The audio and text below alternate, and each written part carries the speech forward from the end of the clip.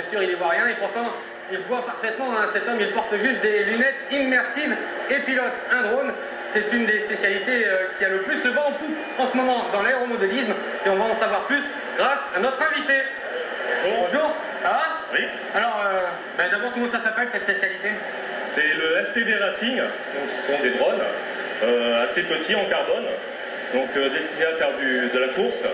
Donc le parcours en général ne dépasse pas les 10 mètres d'altitude et on peut aller sur des vitesses de 60 à 100 km/h sur un parcours avec des obstacles, des barrières. Voilà, vous n'allez pas aussi vite, hein, c'est pour des raisons de sécurité, c'est ça? Si, voilà, c'est de la démonstration, donc pour des raisons de sécurité, on a diminué les puissances des drones pour juste voilà, montrer sur un petit parcours juste l'aspect ludique. Alors, la spécificité de ce pilotage, c'est quand même de le faire avec des lunettes immersives. Expliquez-nous d'abord le fonctionnement. Alors exactement, alors, le grand intérêt, c'est ces lunettes-là.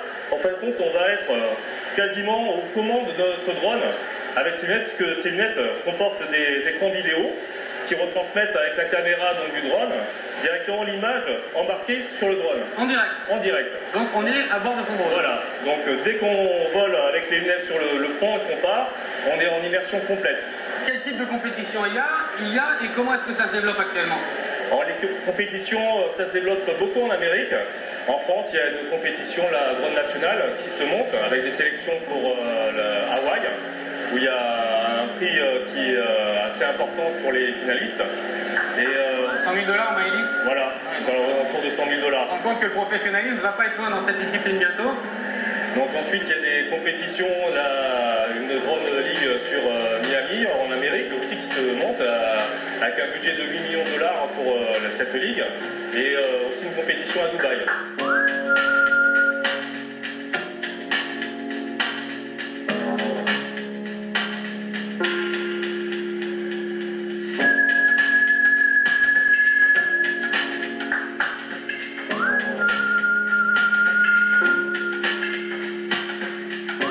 Être à bord de son drone, est-ce que c'est un avantage ou un inconvénient pour le pilotage? Alors c'est un avantage parce que quand on vole à vue, on ne peut pas partir à plus de 10 mètres, 20 mètres, parce que le drone est petit, on ne va pas pouvoir vraiment s'amuser. Alors qu'en immersion, on va pouvoir partir à quasiment à 500 mètres et ne plus voir le drone. Il y a 500 mètres de portée sans problème. Voilà, 500 mètres, même plus, mais bon, en général, on reste des circuits qui sont à 500 mètres en circuit fermé. Et donc là, on est en immersion et on n'a plus de limitation. Vous pouvez me présenter un de vos drones, là, vous avez là? Oui. Alors donc, par rapport à un drone dont on a l'habitude de voir les performances, notamment en vidéo, c'est pas tout à fait les mêmes, hein? Alors celui-ci, c'est un petit drone racer, donc châssis en carbone. D'accord, c'est tout ce qui est noir, là. Voilà, tout ce qui est noir.